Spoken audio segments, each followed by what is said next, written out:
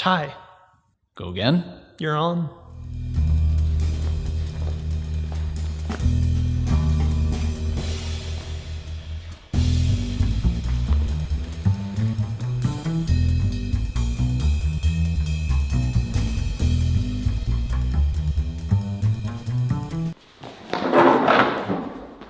Tie. Go again? You're on.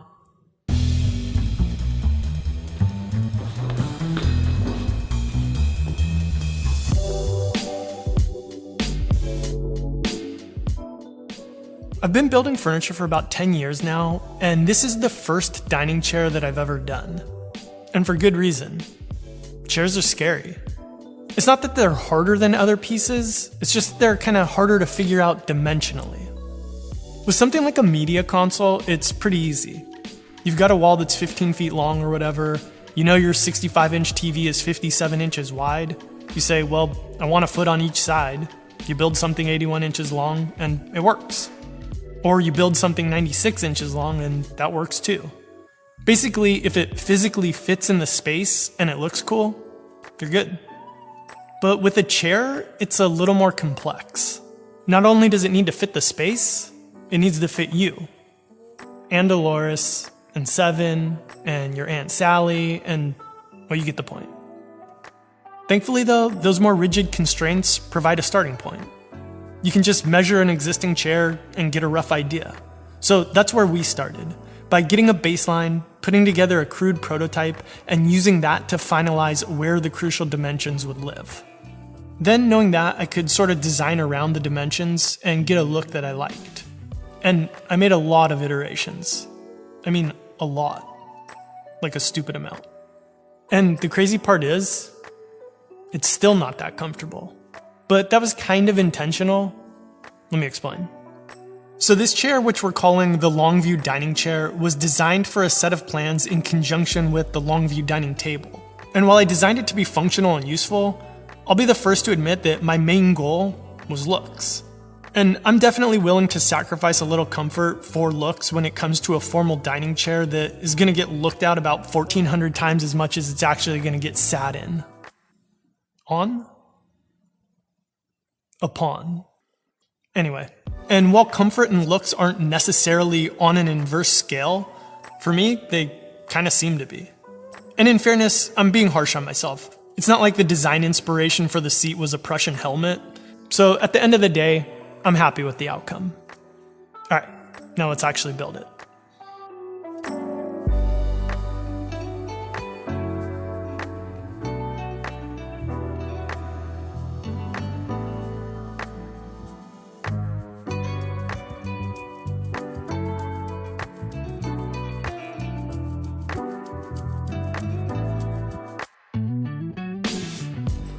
So the first thing that I had to do was make myself some templates, which I made out of 1/4-inch MDF on my X-Carve. That said, you don't have to have a CNC to build this chair. And assuming that you don't, you'll notice on our website that you have the option to purchase the plans with or without templates. And also included with either version are full-scale PDFs that can be printed on paper and used to hand make templates, as well as SVG files that can be popped into any CNC and cut on your own. All that said, template making is probably my #1 use for my X-Carve, and I know obviously it's a tool that's capable of much more, but the ability to quickly and accurately prototype shapes with this kind of workflow is something that I've really come to lean on and take advantage of so much more over the past couple of years. It's gotten to the point where I honestly can't imagine ever going back to not having one. It's almost like it would feel like not having a table saw for me at this point. It's just kind of part of the workflow. But regardless of how you get your templates in hand, the next step will be to rough out all of your chair side parts, which consist of a front leg, a stretcher, a back leg, and a back rest piece. So I'm going to start with the back leg and back rest piece. And that's because these two are sort of parts A and B of a subassembly, and they need to come together before the other chair side pieces. So I'm starting off with some chunks of wood that are plenty oversized at this point. And I'll kind of nest my pieces right where I want them for grain orientation, and then I'll mark the angles of the joint face. Not measuring anything, just striking a line. And then after I've done this on both pieces, I'll cut them along that joint face to get a clean edge. And here you could use a table saw with a sled or a miter gauge, and I'll show that workflow in a minute. But I'm gonna do it on my ACS just because honestly it's the fastest way for me to do it. I just line up the marks with the track, cut it, and Bob's your aunt. No wait, Sally was my aunt. Bob's my uncle. Now, I would suspect that one of the big questions we'll get here is why not just make this entire subassembly one piece from the get-go? And there are two reasons. A, it would require a really wide chunk of wood to yield that piece, bigger than I'm capable of milling anyway. And Roman numeral 2, you'd end up with potentially weak grain, particularly at the bottom of the foot where the chair's probably going to be carrying the most weight. Anyhow, with that done, now I'm going to trace out my shapes and also mark in some clamping spots, which is another nice benefit of the extra material.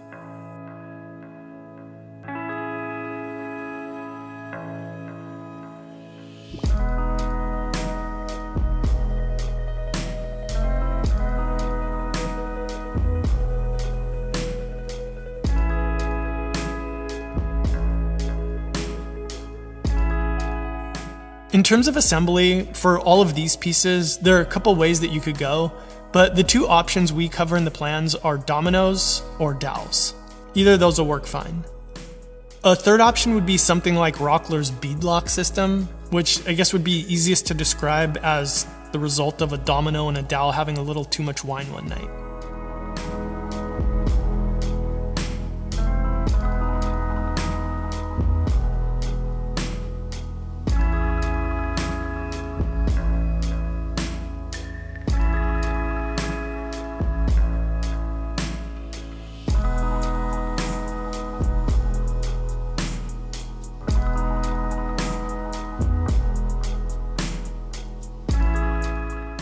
Alright, so while those are drying, let's turn our attention to some other parts for a bit. The first and largest of which will be the seat. So in the plans we're going to cover three options. The first two are for those of you who are down to power carve a seat dish, and we're going to show how to make one version that's a big panel with said dish carved into it. And then for those of you who want to take it a step further, a version where you actually cut the panel into slats that maintain that carve. And even though carving is something that requires a bit more feel and a bit less set your fence to 2.5 inches and rip your piece in order to explain, we still walk you through our process for getting an even and symmetrical result using depth guides to track your progress as you remove material.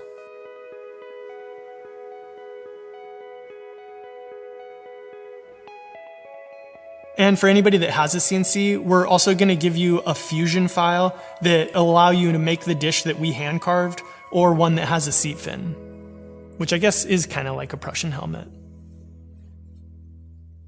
Anyhow, in addition to that version, or those versions, we're also going to cover a version where you essentially cut a bunch of slats that you use a template to shape. And this is going to be a template that we show you how to make on your own, and only requires a jigsaw or a bandsaw and a sander.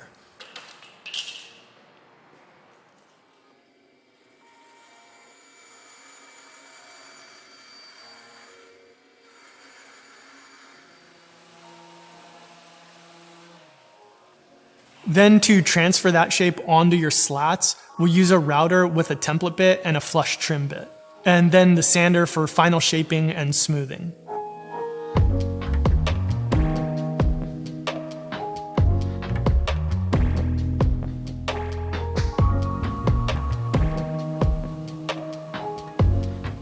And technically we don't cover it, but you could also just make a flat panel for this. It would be slightly less comfortable, but honestly the main reason that I wanted the contours was for looks. And I guess the most comfortable would be a flat panel that you just set a cushion on.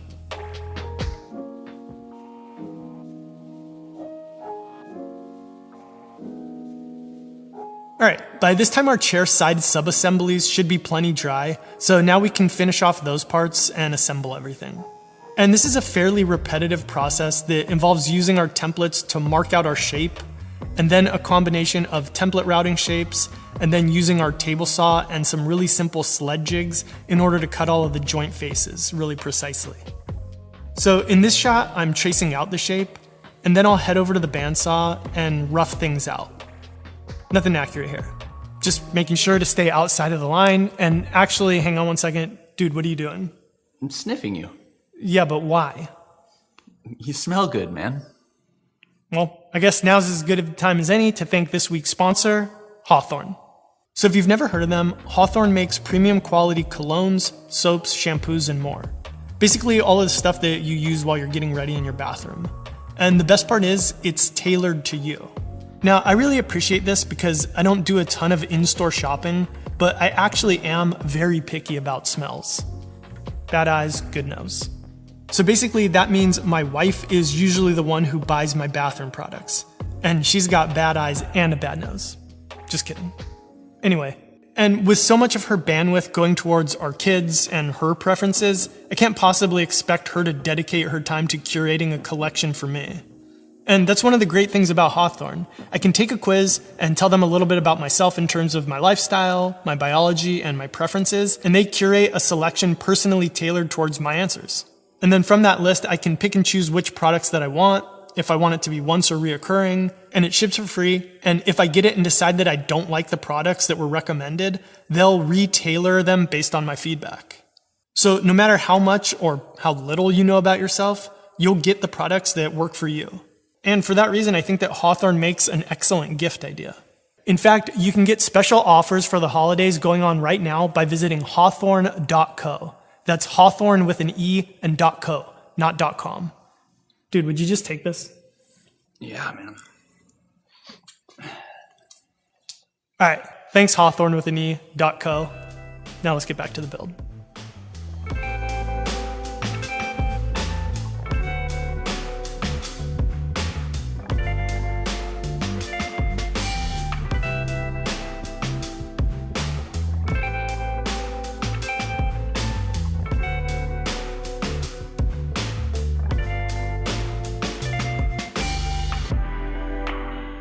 All right, so at this point we can get our entire chair side assemblies assembled.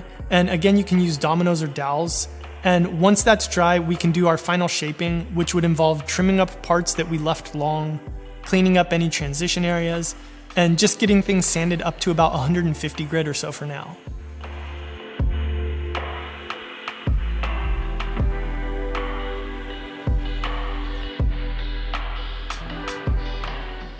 Next, there's still a few more parts that we need to make, namely the stretchers and the seat back. For the seat back, again, there are going to be two main versions that we'll cover. The first version will be one that we cut a curve into using a bandsaw and a sander, and we show the chair with backrests of varying widths and with or without an underside detail curve. That way you'll get a lot of looks and you can pick whichever you like the best. Then we're going to go over another version that uses some MDF forms and veneer to create a bent lamination backrest. So it's kind of two very different workflows to achieve essentially the same thing. And I would venture to guess that 98% of people will pick the first version, but I like giving options and it was fun to try something different.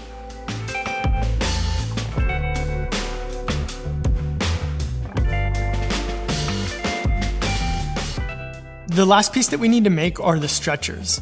And honestly, the chair would be fine without these, but I think they help to complete the look. That said, because they're mostly for looks, you're pretty much free to place them anywhere on the chair that you want, but we do go over exactly where and how we place them, so you can follow exactly how we did it. And again, there are a couple different looks that you can go for, all of which we provide instruction and dimensions on.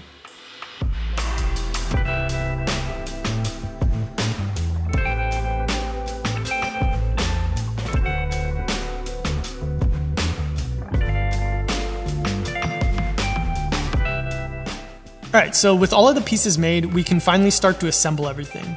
And you're never gonna believe this, but there are a few different options on how you can go about this. Now, I'm sure by this point you can guess the first two, and those are of course, dowels or dominoes. I feel like at this point I should just start calling them dowelmanos. Okay, so in addition to dowelmanos, you could also use screws, or what was probably my favorite part of the build, since it was something that I had never done, a large floating tenon that only requires a router and a bit of imagination to produce. And since I'm sure you've seen enough dowelmanos already, I'll talk about that version. So what we did was measure our seat panel and our router's base plate to come up with an equation.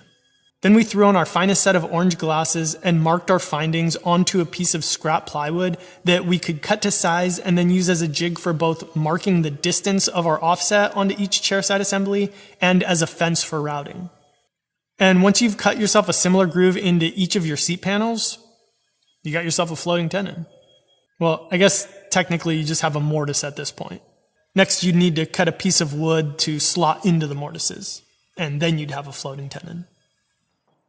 All right, now before we assemble, we're going to put this, what Sean calls thumbnail edge detail, onto the chair side pieces. And in my opinion, the little detail really makes this chair pop. And you can actually put this on before or after you glue things together. We'll talk about the pros and cons in the plans. And while we're doing that, you might notice, or hopefully you did notice, some names flashing across the screen. And those are my newest Patreon members that I'd like to thank for supporting the channel and for making all of this possible. As a sign of gratitude, I've sent all of you a 4 Eyes t-shirt, a custom field notes booklet, and because I hate the idea of anybody potentially paying for something twice, you have access to a code that'll save you more than your pledge amount off of regular price plans. And thank you again for enabling me to do this. I truly could not do it without your support, so thank you.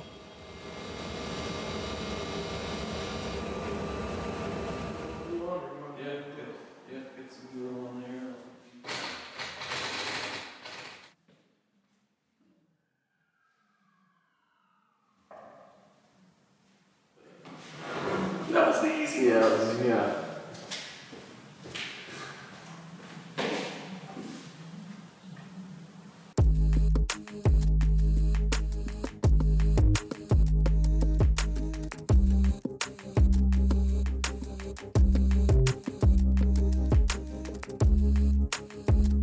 If you want to check out these plans or any of our other plans, I got a link in the description.